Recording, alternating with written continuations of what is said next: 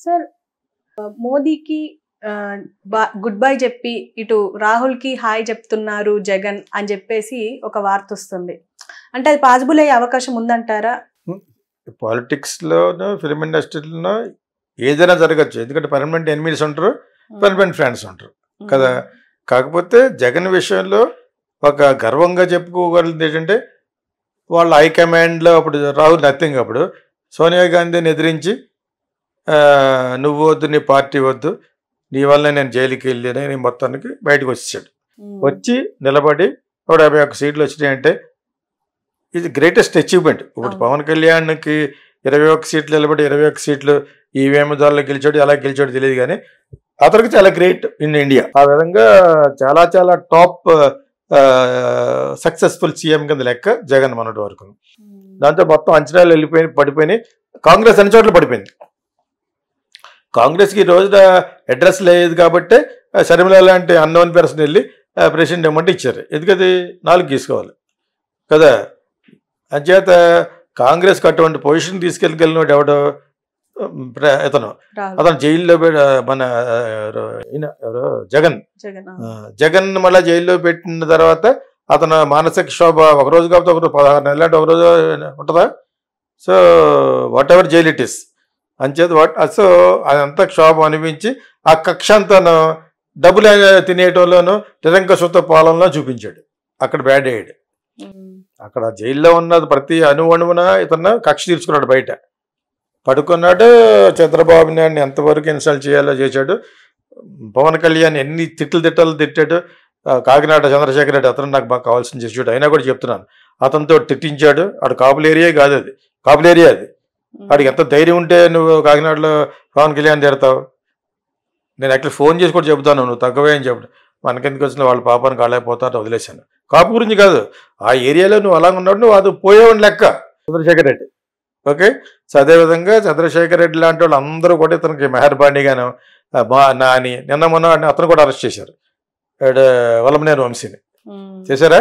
అతనితో పాటు ఉన్న వాళ్ళు 20 మంది, మొత్తం 70 మంది మీద కేసెట్టది. తెలుగుదేశం ఆఫీసుని నాశనం చేయడానికి ఇతను ఉసుకెళ్ళిపోయాడు కాబట్టి వల్లభనేని వంశీ అతను ఇప్పటి వరకు కనపడకుండా దక్కున్నాడట. ఇతనితో పాటు చాలా మంది దాక్కున్నారు. 16 మందితో పాటు ఇతను కూడా అరెస్ట్ చేశారు. ఇంకా 30-40 మంది అబ్స్కాండింగ్లో ఉన్నారు, వాళ్ళని కూడా అరెస్ట్ చేస్తారు. అది పట్టుకు ఉట్టునే వదలడు. ఎందుకంటే వాళ్ళు మదర్నే తిట్టారు. ఎవరు? లోకేష్ వదలడు. రెడ్ బుక్లో మెయిన్ వాళ్ళే, కొడాలి నాని, వల్లభనేని వంశీ, వీళ్ళిద్దరే మెయిన్. వాళ్ళందరినీ డెఫినెట్గా అది వాళ్ళ ఏరియా కూడా. వేరే అంటే కమ్మాస్ బాగా డబ్బున్న వాళ్ళు, వీళ్ళ మీద గెలిచిన వాళ్ళు కూడా పెద్దవాళ్ళే మనీ వైజ్. ప్లస్ ఏమో లోకేష్ మాటకి జవదాటరాళ్ళు, అసలు గిరిగి ఇస్తే అక్కడే ఉంటారు. సో అంచేత అక్కడ వాళ్ళందరి మీద కక్ష తీర్చుకుంటాడు. ఇప్పుడు రాహుల్ గాంధీ తోటి హలో అన్నా హలో కనకపోయినా కూడా మన వాళ్ళు ఎందుకు పెడతారంటే ఏదో విధంగా సెపరేట్ చేసేస్తే మోడీ దెబ్బ అయిపోతాడు. ఎందుకు అవుతాడు? ఈ 11 సీట్ల వల్ల ఆయన దెబ్బ అవుతాయి. ఇంకో 11 మంది కొంటారు కావాలంటే. మీకు తెలిసిందా? మీకు అక్కడ ఉన్న వాళ్ళు ఇండిపెండెంట్లీ వాళ్ళు మొత్తం కలిసి మొత్తం వాళ్ళు ఇంకా కొనొచ్చు కూడాను. ఎవరు? బీజేపీ వాళ్ళు. It is not that easy. ఇప్పుడు ఇతను వెళ్ళటం వల్ల వెంటనే గవర్నమెంట్ పడిపోద్ది అనుకుంటే మారతాడు.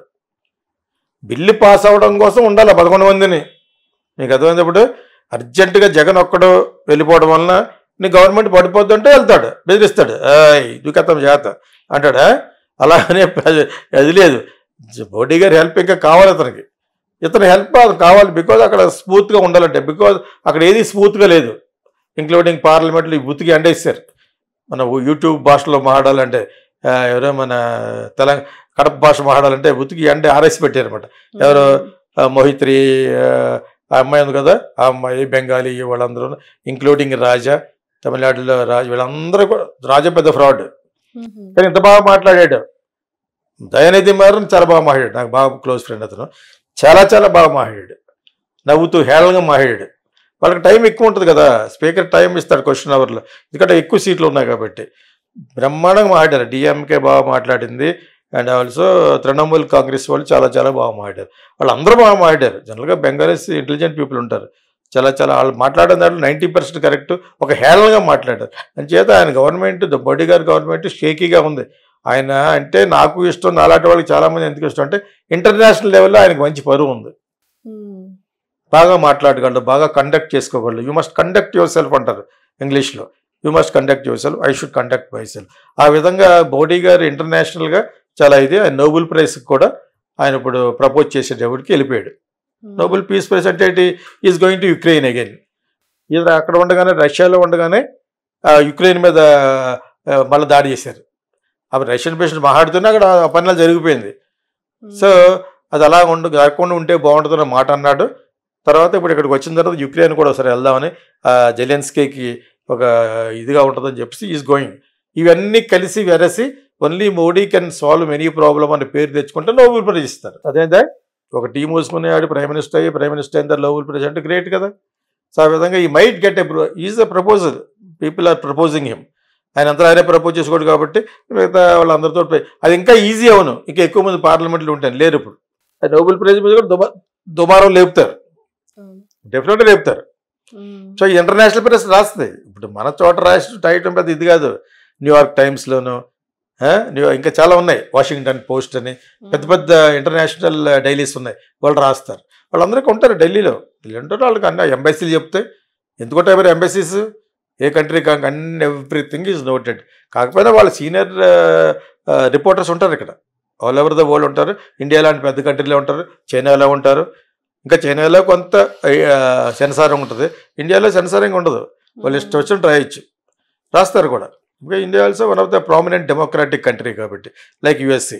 USA is more powerful democratic country. So ఇప్పుడు జగన్ని హలో అన్నాడా లేదా అనేది నాట్ ఎ పాయింట్, ఎవరు రాహుల్ గాంధీని హలో అన్నాడా లేదా అనేది. కానీ ఒక ఒక ఒక దుమారం లేపుతారు. ఎందుకంటే వాళ్ళ మీద కూటమి, అక్కడ ఇండియా కూటమి మీద అపోజిషన్ చాలా ఉంది. వాళ్ళంతా కూడా ఏదో ఒక సందర్భంలో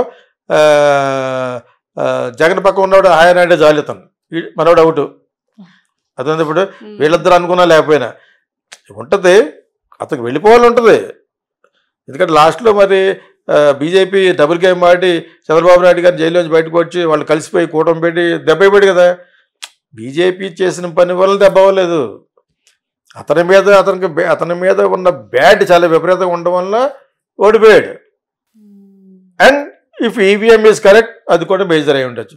వాళ్ళు చెప్పగా నాకు కూడా ఈవీఎం ద్వారానే అయ్యారేమో అని, లేకపోతే 21 సీట్లు స్వీప్ పెట్టి ఇతనికి ఎన్ని సీట్లు వచ్చేటువంటి ఆ అనుమానం నాకు జగన్ అప్పుడు రాలేదు, ఇప్పుడు వచ్చింది, నాకు వస్తుంది. ఇంత అలాగే ఓడిపోతారు అని చెప్పేసి వచ్చింది కదా. అతను బ్యాడ్ మట్టుకు ఎక్కడో హిమాలయస్ మీద ఉంది, అంత బ్యాడ్ వచ్చేసింది. దానివల్ల కూడా ఓడిపోవచ్చు. అంచేది ఈ రోజున రాహుల్ గాంధీకి హలో అన్నాడు లేదంటే డైరెక్ట్గా బహిర్గతంగా ఎందుకంటాడు, ఫోన్లో మాట్లాడుకోవచ్చు కదా.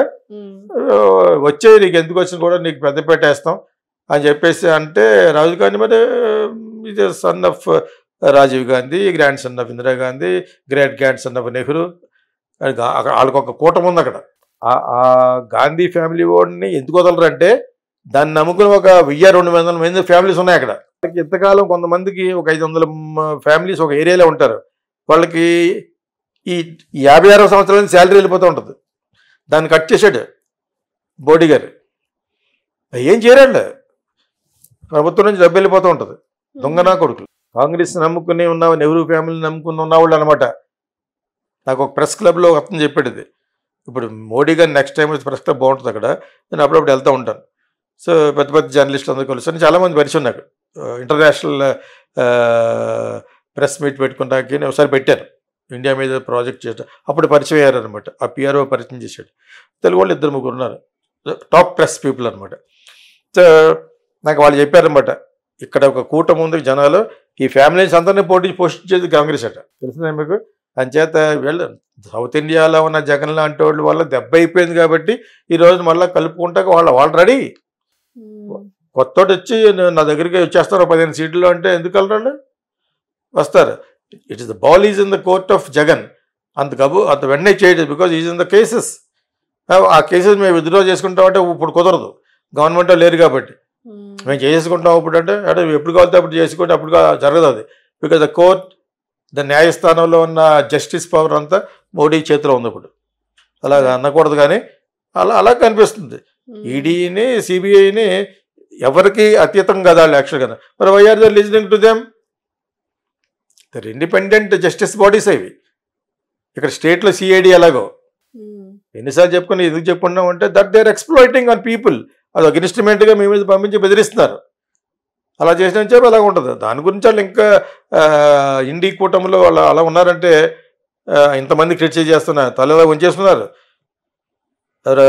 అమిత్ షా, మోడీ, నిర్మలా సీతారామన్ నోట మాట్లాడలేదు. ఎన్నిసార్లు చెప్తాం ఇది? అంత అంత హై లెవెల్లో క్రిటిసైజ్ చేస్తున్నారు. Bengalis, other opposition parties, DMK నన్ను చాలా చాలా బాగా మాట్లాడు. మొన్న మర్చిపోయిన పాయింట్, దయానిధి మారన్ చాలా బాగా మాట్లాడాడు యాక్చువల్గా. సో దయానిధి మారన్ అంటే కళానిధి మారన్ బ్రదర్, మురసోలి మారన్ గారు అబ్బాయిలు. మురసోలి మారన్ ఎవరు? కళానిధి సిస్టర్ కొడుకు. అతను చాలా లిటరేట్, బాగా చదువుకున్నవాడు. ల్యాండ్ మార్క్ అనే షాపులు ఉంటాయి ఇక్కడ చూసావు, ఇక్కడ ల్యాండ్ మార్క్ పుస్తకాలు అమ్ముతారు. అది ఫస్ట్ మెడ్రాస్లో స్టార్ట్ చేస్తే పేదది. అక్కడ కలిసేవాళ్ళం మేము.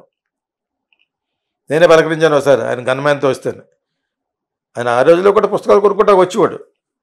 ఈ was union minister for many years. So ఈ విషయం దయానిధి కూడా తెలుసు. దయానిధి హెల్ప్డ్ మీ ఆల్సో. నా లాస్ట్ ఫిల్మ్ తమిళ్లో కొన్నారు వాళ్ళు యాక్చువల్గా, కాఫీ బార్ తమిళ్లో. So what ever it is, చాలా చాలా బాగా మాట్లాడారు. ఇప్పుడు జగన్ అందరూ కలవడం అనేది పెద్ద ప్రశ్నే కాదు. ఇతను కలిస్తే వెంటనే గవర్నమెంట్ పడిపోద్ది అనుకుంటే అప్పుడు ప్రామినెన్స్, ఆ ప్రామినెన్స్ లేదే. ఇటువంటి వాళ్ళు చంద్రబాబు నాయుడుకి నితీష్ కుమార్కి ఉన్నది. వీళ్ళు వెళ్ళరు, వీళ్ళకి మెయిన్ డబ్బులు కావాలి. ఇప్పుడు అది గవర్నమెంట్లో ఉన్న వాళ్ళు ఇస్తారు, కానీ మళ్ళా కొత్త గవర్నమెంట్ పెట్టి అవసరమైతే ఆయనకి ప్రైమ్ మినిస్టర్ కూడా ఇస్తారన్నాను కదా, ఎక్కువ కాలం నిలబడుతుంది. ఎవరికి? చంద్రబాబు నాయుడుకి. చంద్రబాబు నాయుడుకి ప్రైమ్ మినిస్టర్ కూడా ఇస్తారు. వాళ్ళకి దెబ్బేస్తూ ఉంటేనే. ఇండియా కూటమిలో మన రాహుల్ గాంధీ గారు 100 కోటి వీళ్ళతో కలిపేసి 15 మంది ఉన్న ఇతనే ప్రైమ్ మినిస్టర్ చేస్తారు కావాలంటే. నిలబడుతుంది. మనం చెప్పేది ఏంటి బచ్చాగాళ్ళు, ఆయనకి మనకంటే బాగా తెలుసు. ఎవరికి? చంద్రబాబు నాయుడుకి. చెప్పాను కదా, is more experience than Modi అని. ఆర్ఎస్ఎస్ కట్ చేస్తే, ఆర్ఎస్ఎస్ అనుభవం పక్కన పెడితే, యాజ్ ఎ పొలిటీషియన్గా is much more experienced than Modi, Chandrababu Naidu garu. దాని చేత ఇవన్నీ కూడా ఒకసారి ఎందుకు అప్పుడప్పుడు రెన్యూల్ చేసి మాట్లాడుకోవాలంటే ఇది పొజిషన్. ఏదో పెడతా ఉంటారు తమ్మలేను, జగన్కి దెబ్బ, ఆడికి షాకు, ఇది షాకు. మన తమ్మలేను ఏముంటాయి? చంద్రబాబు నాయుడు షాకు, ఆడికి షాట్, ఆడికి షాక్. అవన్నీ చదువు వినేవాడికి చూసేవాడికి ఆడికి షాక్. లోపల మ్యాటర్ అది ఉండదు. తర్వాత నాకు షాక్. అక్కడ పెట్టింది ఏంటరా అన్నట్టు కింద ఎవడో, నువ్వు మాట్లాడేది ఏంటని. అంచేది అల్టిమేట్గా మనకే షాక్. ఈ షాక్ నుంచి బయటపడాలంటే